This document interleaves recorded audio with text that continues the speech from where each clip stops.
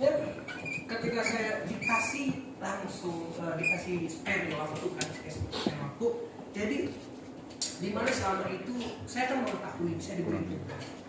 Ya, saya harus menyiapkan diri. Ya, bukan saja menyiapkan materi yang akan di-sharingkan, tapi saya siapkan diri saya sendiri dulu. Belum ini nih. Kalau saya bicara ini kan saya kan belajar, artinya bacot bisa bacot tetap ya kan, mau bacot doang istilahnya, bahasa gaulnya ngomong doang. Tapi kan nilainya, ya kan, terus nilainya, rasanya, terus apalagi ya kayak koki aja. Artinya penyampaiannya yang beda adalah hidupnya, firmannya. Nah itu saya selama itu supaya jalan. Karena belum satu tema, jalan lagi 3 hari kemudian berubah lagi, jalan. Kemarin dapat lagi ini. Tadi berubah lagi loh. Wah, apa ini? Saya galau deh itu. Saya galau. Pusing. Jadi apa ya? Nah, dapat malam kemarin ini yang saya patenkan. Tadi kan saya dapat tuh. Saya ubah lagi gimana ya? Nah, jadi kemarin saya 1 minggu ini kepala saya tuh sampai sekarang masih sakit. Kepala saya. Setiap hari nggak ketemu saya. Apa ini isinya? Kok sampai sakit banget? Nah, semalam saya pulang. Si Daud aja yang belum tidur. Wah, mana gini, jauh banget lah. Saya ingat saya begini. Jangan teh manis sih. Jadi malam itu kan kan minum manis-manis itu aktif ya. Aktif kan. Jadi saya sakit kepala saya juga ngantuk nih. Gara-gara apa? Saya Daud, sini gendong. Saya gendong, di sana gendong. Walaupun saya cuma ngantuk. Sampai sakit kepala, saya gendong, terus urutin. Hal yang saya ambil begini, pada jadi tema ini, saya kutip adalah pengorbanan. Saya sebagai seorang ayah, sebagai seorang suami, sebagai seorang bapak, saya ngerti kenapa begini. Jika anak saya belum tidur, saya belum tidur jam 12. Saya rela, walaupun saya ngantuk, saya sakit kepala saya buat anak saya dulu tidur. Tentu dong, capek kan, belum kerja kan bercikup lagi. Hujan-hujan, mana udah hujan, habis bensin, ya kan pasti cek, belum ditransfer sama bos ya kan. Waduh, ini cuma 20.000 di dana nih. Saya bilang bahaya ini. Saya umur nih. Shell kan bisa nih, kalau yang si merah kan nggak mau tuh pakai dana kan, Chris kan maunya yang satu lagi tuh si kuning sama si hijau. Wah, uang nggak nyampe, selesai nih. Terus saya geser ke Madura.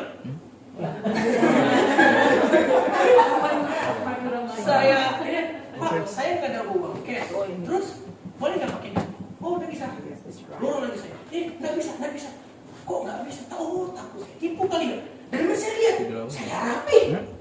Kok di mana udah jalan. Akhirnya ada satu orang. Satu warung. Pak, bisa nggak beli bensin? Tapi saya ngomong saya pakai dana. Bisa tapi kena cas. Udah bensinnya harganya naik, kena cas lagi 14.000 kan? Aduh. Boleh lah Pak. Nyampe kan, pikirkan nyampe. Isi pulang saya nyampe. Malu. Itulah saya si Daud. Artinya gini, pengorbanan itu tidak selalu. Dia sifatnya sekali dan sesekali. Tetapi dia memiliki sesuatu yang jauh.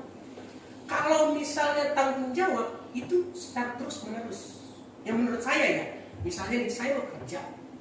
Kalau anak saya, istri saya kan bertanggung jawab untuk menghidupi dia kan. Artinya kan terus. Memang itu kewajiban saya. Tanggung jawab saya kan sebagai seorang bapak kan. Sebagai seorang bapak, sebagai seorang suami kan tanggung jawab saya itu. Nah itu kewajiban. Nah kalau mereka dalam anak saya belum itu pengorbanan saya sebagai seorang bapak. Saya nggak sudah ngantuk, saya nggak apa-apa tidur. Nggak tidur, saya aja nggak tidur. Dan saya nggak tidur. Waduh, ya udah akhirnya saya lapar lagi tengah malam. Masalah kasih tahu bilang masih ada satu kotak. Wah ini bukan sediaan buat saya ini. Dia makan dulu tuh, nggak mau makan.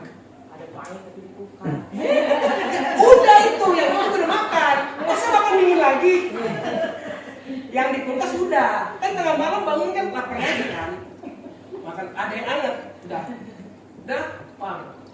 Nah, yang saya ambil adalah pengorbanan. Saya nyari-nyari tentang pengorbanan. Ternyata saya ambil pengorbanan itu sebenarnya didasari dengan kasih.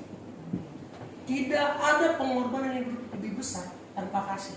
Jadi kalau misalnya kita mau mengorbankan sesuatu untuk orang yang kita sayang, jelasnya ada kasih dalamnya. Kalau nggak ada kasih mana bisa pengorbanan? Nggak mungkin ada pengorbanan. Kayak misalnya nih, kayak contoh ya, waktu lagi kemarin teringat waktu lagi istri saya sakit, kita mengorbankan waktu, tenaga, karena saya mengasihi istri saya lakukan itu, karena ada kasih dalamnya. Kalau nggak ada kasih, nggak akan ada di situ. Ya udah, nanti udah. Gitu. Karena makanya saya pikir, oh Tuhan Yesus begitu, sampai mengorbankan dua dirinya sampai untuk kita semua, karena ada kasih. Oh gitu ya. Oh karena kasih sayangnya. Saya sadar ketika saya lihat anak saya di begitu. Oh iya. Oh begini kenapa Tuhan Yesus dibilang Bapa. Saya rela melakukan apapun untuk anak saya, untuk istri saya. Oh begini maksudnya. Kenapa? Oh setelah saya menikah, saya mengerti. Oh begitu. Oh itu maksud Tuhan seperti itu. Jadi saya ajak kita buka 1 Petrus 22, 1 Petrus 2 ayat 24. Jadi maaf saya pakai HP karena mata saya agak buram juga. Terus lebih mudah saya mendapatkan. Bukan ini memang kekurangan di mata juga. Biar ayatnya seperti ini. Ia sendiri telah memikul dosa kita di dalam tubuhnya di kayu salib, supaya kita yang telah mati terhadap dosa hidup untuk kebenaran. Oleh bilur-bilurnya kamu telah sembuh. Ini maksudnya apa sih nih? Maksudnya apa? Jadi saya lihat ya tentang yang saya ambil adalah ia sendiri telah memikul dosa kita. Ia itu Tuhan Yesus ya. Iya betul ya. Iya besar ya. Iya itu saya sendiri telah memikul dosa kita dalam tubuhnya di kayu salib. Oh saya ambil gini. Oh kalau Tuhan Yesus tidak dasar dengan kasih, tidak dasar dengan kasih karena cintanya akan kita semua, nggak mungkin Tuhan Yesus di kayu salib buat kita tuh nggak mungkin banget. Karena sayang sama kita, karena kita anaknya sampai rela. Sepertinya saya juga yang sebenarnya saya salah ayat ini ya. Saya salah ayat, bukan salah yang A-nya saja. Ia sendiri telah memikul dosa kita di dalam tubuhnya di kayu salib, supaya kita yang telah mati terhadap dosa hidup untuk kebenaran. Sampai hidup dalam kebenaran, tidak yang selanjutnya tidak ya. Sampai ke kebenaran. Coba supaya kita apa? Ketika kita pengorbanan ini, kalau kita berkorban, artinya harus ada timbal balik. Timbal baliknya begini. Enggak misalnya gini. Tuhan sudah berkorban buat kita udah lepas begitu aja, enggak.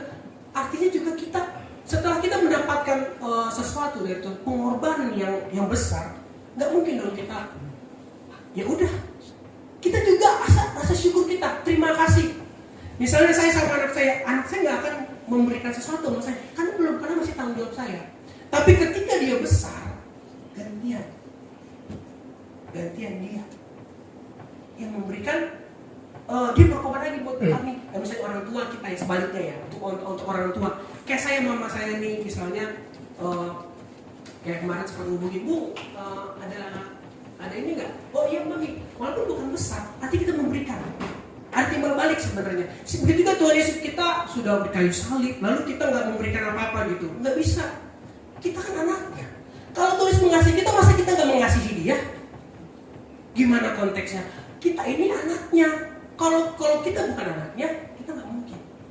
Saya ketemu orang di pinggir jalan, contohnya kemarin mau motor, ada bapak-bapak begini kan. Saya lihat, saya bantu nih. Sekilas saya bantu. Saya tinggal, karena dia bukan siapa-siapa saya. Saya peduli karena dia itu manusia aja. Saya butuh bantuan. Bantu aja udah. Selepas saya pergi, gitu aja. Karena bukan siapa-siapa saya. Tapi kalau misalnya di jalan saya lihat ada demo, saya lihat tiba-tiba mungkin ada saya terselip di sana. Di tengah-tengah mungkin ada kerumunan, biar bagaimanapun atau adik saya, keluarga saya terjun untuk ambil dia, karena keluarga saya mengasihi dia, berjuang. Itu pengorbanan, nggak selalu, tapi dia itu bisa berulang kali. Tapi nggak begitu terus nggak, dia bisa berulang kali. berulang kali dengan hal yang waktu yang berbeda, dengan momen yang berbeda. Jadi saya lihat, waduh Tuhan, ketika saya udah punya anak, saya menikah, mengerti arti pengorbanan. Oh iya Tuhan, terima kasih. Jadi saya juga ajak di Yohanes 15 ayat 12 dibilang begini, inilah perintahku, yaitu supaya kamu saling mengasihi seperti aku telah mengasihi kamu. Jadi seperti saya bilang, bagaimana kalau kita mau mengasihi orang sementara kalau kita mengasihi orang, sebagaimana kita mau mengasihi orang sementara orang itu bukan siapa-siapa kita. Kalau misalnya kayak saya bilang tadi, ada orang yang saya tolong, saya bukan mengasihi ya, bukan. Saya hanya belas kasihan karena dia manusia. Kalau misalnya keluarga atau anak atau itu beda. Itu kita butuh pengorbanan. Saya bilang, waduh, saya bilang terima kasih Tuhan. Saya ngerasa begini, banyak ya kekurangan kita. Kalau saya bilang begini, banyak kekurangan kita. Saya berdiri di sini saya selama jadi mau disuruh sharing firman Tuhan itu bergejolak hati saya. Iya, gak sembarangan. Artinya begini, kalau kita ngomong firman, artinya harus ada pertanggungjawaban. Gak bisa ngomong firman jago-jago. Aduh, saya bilang, saya takut salah. Makanya setiap kali yang saya sampaikan itu, saya cross check nih. Saya sudah melakukan atau saya harus lakukan. Konsepnya cuma dua. Kalau saya tidak melakukan yang firman yang saya sudah sampaikan, saya tidak bertanggung jawab. Seharusnya saya motivator. Kalau motivator saya rasa bisa aja ngomong motivator, tapi kan ini kan bukan firman, kebenaran itu kan mutlak. Makanya ketika saya dapat tugas ini, salah satu tugas berat adalah sharing firman Tuhan. Yang kedua, pimpin pujian. Karena kita membawa dalam hadirat Tuhan. Berat. Ya kan? Saya kalau pesan saya pribadi. Berat. Jadi, waduh, pimpin pujian itu berat. Ngajak orang untuk hadirat Tuhan itu berat. Apalagi firman Tuhan, kita bertanggung jawab. Bertanggung jawab, bukan ngomong-ngomong doang. Makanya selama saya tadi ngomong, saya juga berpikir. Pasti kita juga bertanggung jawab. Iya dong, saya bilang, oh saudara-saudaraku, saya mengasihi saudara-saudaraku semua. Saya menyayangi saudara-saudara karena kita satu dalam Tuhan. Amin. Amin. Baru di luar, tadi itu statusnya kita juga. Kita nggak balance kan? Iya kan? Iya kan? Maksudnya, ya itulah. Saya juga, kita juga berdiri di depan sini nih ngomong begini, hati-hati Pak. Hati-hati. Makanya kenapa saya bilang hati-hati? Satu, saya juga tadi jangan berdoa, Tuhan tolong, Tuhan tolong. Ya kan, Tuhan tolong. Sampai salah ayat, kita kan ngeblank juga. Ya kan, Tuhan tolong. Artinya yang kita sampaikan ini jangan sampai main-main. Iya kan? Firman Tuhan kalau motivator nggak usah tahu orang misal kita. Dia kita ngelakuin atau kita motivator. Masalahnya kita berdiri di sini bukan motivator. Bicara kebenaran. Kebenaran itu adalah mutlak firman Tuhan. Nggak bisa disenggol-senggol sama saya. Iya kan? Waduh, gimana ini kalau misalnya salah? Makanya kalau misalnya saya bilang pengorbanan, saya sudah melakukan ini terutama untuk anak-anak saya dulu. Saya ngerti. Oh ini pengorbanan. Kenapa Tuhan Yesus sampai di kursi? Saya ngerti. Oh begini. Saya untuk apapun, untuk anak saya, untuk istri saya, apapun. Sekarang ngerti. Kenapa Tuhan sebagai bapak? Saya ngerti. Saya leher saya pun saya kasih. Kan begitu kalau seorang bapak ya? Ya kan enggak itu seperti itu. Karena kan saya begitu. Peduli nyawanya gitu. Sampai nyawanya kita rela. Memang kalau misalnya dengar konyol. Tapi kita rela. Karena saya seorang bapak. Amin. Saya rela. Saya ngerti. Oh begitu. Kenapa tadi sudah dipak-pak? Ditusuk. Saya ngerti. Karena saya punya anak. Saya ngerti begini. Ngerti saya. Makanya besar pengorbanan itu besar. Besar. Sekarang anak saya ngerti nggak pengorbanan yang saya berikan? Nggak ngerti. Nggak ngerti dia. Makanya kalau ada orang Kristen, karena sudah berkorban dan dia kurang aja, karena dia nggak ngerti. Dia masih anak-anak secara rohani. Kalau orang Kristen Kristen, saya bilang orang Kristen karena kan anak Kristen itu kan pengikut Kristus. Kalau orang yang sudah ngerti dalam rohani, ngerti dewasa rohani, dia tahu cara dia mengucap syukur sama Tuhan. Karena sudah berkorban. Kalau anak saya gede dikit lagi nih, gede aja nih, dia tahu cepat syukur sama saya. Saya jemput nih, Melody. Dia cerita sama saya kan saya beliin sesuatu. Makasih papi, ya kan dia mengucap syukur. Ya kan saya udah berkorban kan, udah kerja, bukan tanggung jawab. Artinya dia berkorban aja buat anak. Ada dikit-dikit nih. 20, misalnya ada 20.000 nih, 10.000 kasih dia. Ya kan? Makasih papi. Dia mengucap syukur. Kalau tingkat yang lebih besar lagi, beda. Misalkan si udah gede dikit nih, misalnya Melody SMA. Ketika Melody SMA, dia dalam bahaya. Saya maju gantikan dia. Wah, saya tarik dia, saya gantikan dia. Ini baru ngerti. Wah, saya tadi dalam bahaya, tapi papa saya yang gantikan saya. Seperti itu sih. Kita ini waktu lagi dulu sih kita dalam bahaya nih. Kita jauh dalam bahaya. Tapi Tuhan yang gantikan kita. Kalau orang yang tidak dewasa, nggak tahu mengucap syukur sama Tuhan. Saya ngomong kayak gini juga, rasa ucapan syukur tuh gede. Ucapan syukur, terima kasih kita sama Tuhan, ucapan syukur. Pengorbanan yang Tuhan beri sama kita ucapan syukur. Balik. Dengan apa? Dengan kita balas dengan apa? Ya kita lakukan kebenaran firman Tuhan.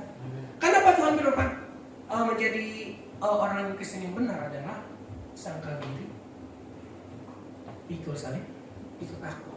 Kok sangkal diri? Iya kan? Kalau inian kita saya catat di sini. Jadi sangkal diri itu kita harus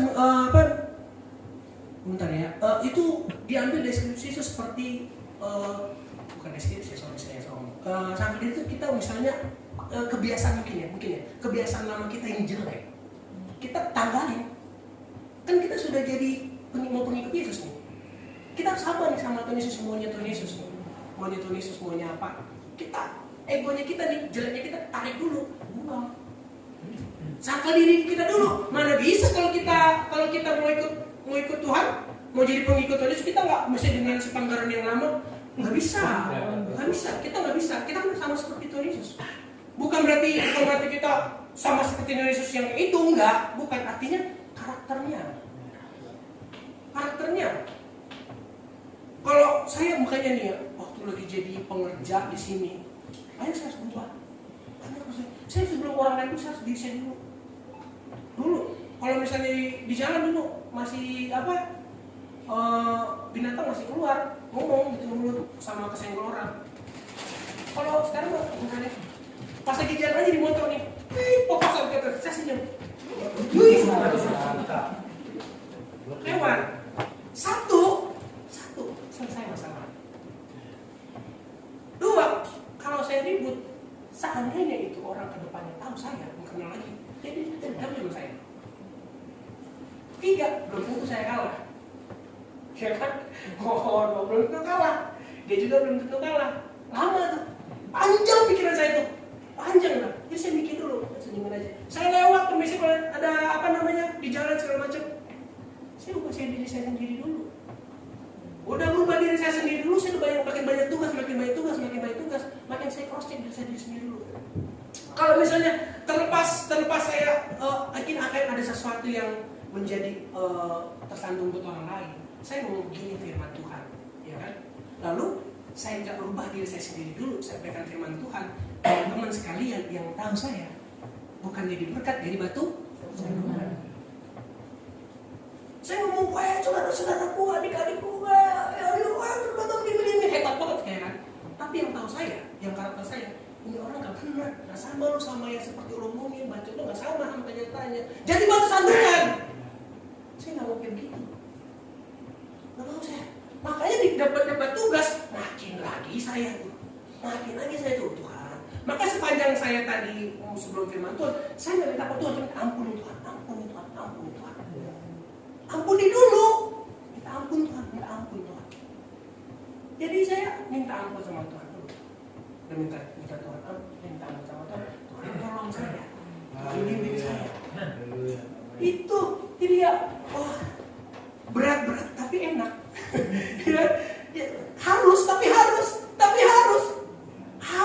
dunia makin jahat ya kan. Kemarin saya lihat kan lagi rame di media sosial tentang ojol di Lindes. Istri saya bilang, wah saya kalau istri saya bilang, ya begini saya, kan teman-teman bilang dunia kan semakin tinggi. Kalau istri saya bilang dunia kan semakin tinggi. Oh iya juga ya. Iya, saya kalau misalnya lihat tentang firman Tuhan, saya sharing karena dia lebih mengerti kan. Saya kan nggak ada basic seperti itu. Saya tanya, oh itu benar. Saya tanya yang dia, saya kan nggak ada sekolah kitab. Cuma kalau dengar firman, ya dengar, cuma saya baca juga di FYP juga saya dengar firman juga. Ada pokoknya ada firman Tuhan juga. Oh iya saya lihat. Jadi itu yang juga saya tangkap. Kalau soal baca kitab, saya nggak bisa. Mata saya, kunang-kunang gitu. Kalau dulu orang tidur, orang mau tidur katanya baca kitab. Saya nggak bisa, kunang, saya sakit kepala. Bayangannya banyak bener. Ya kan? Waduh. Jadi, oh iya. Jadi lari kemana-mana gitu ya. Jadi artinya gini. Jadi gini, enggak, artinya begini. Artinya begini. Saya kan mau menyampaikan firman Tuhan. Artinya kan kita jadi contoh dulu. Iya kan? Kita harus mengawas diri dulu, baru kita sampaikan kan.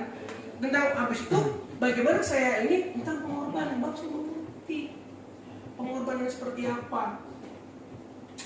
Aduh, di mana diet lagi? Oke. Agak grogi ya guys.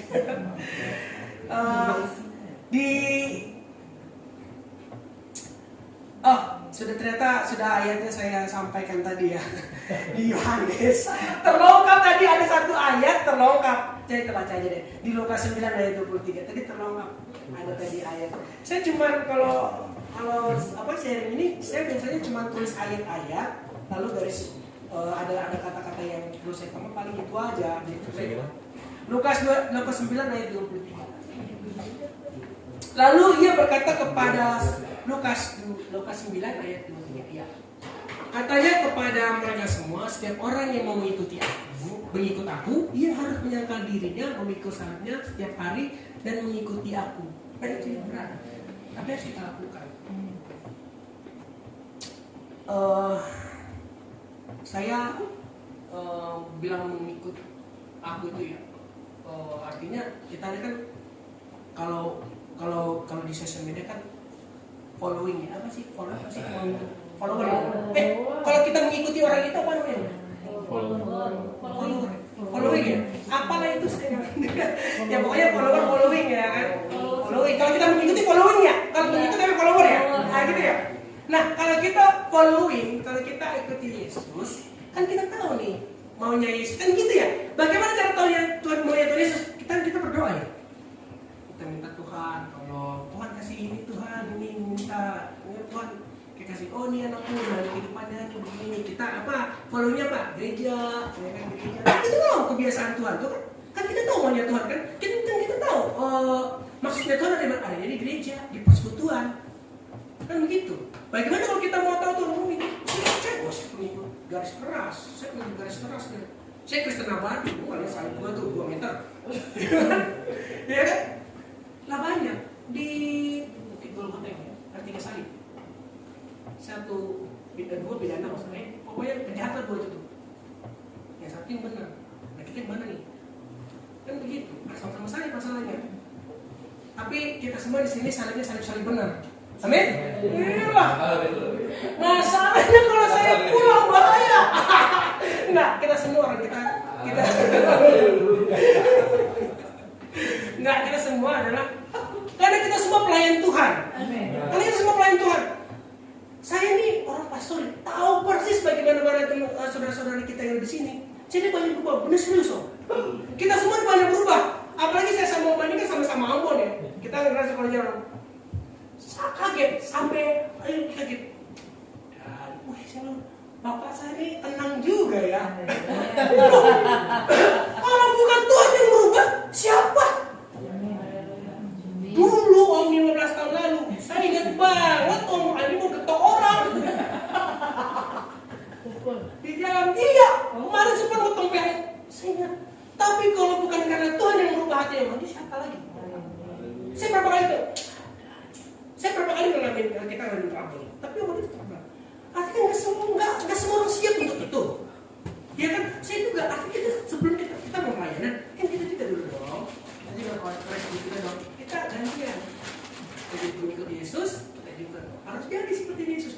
ada, pelayanan kita semua. Saya senang.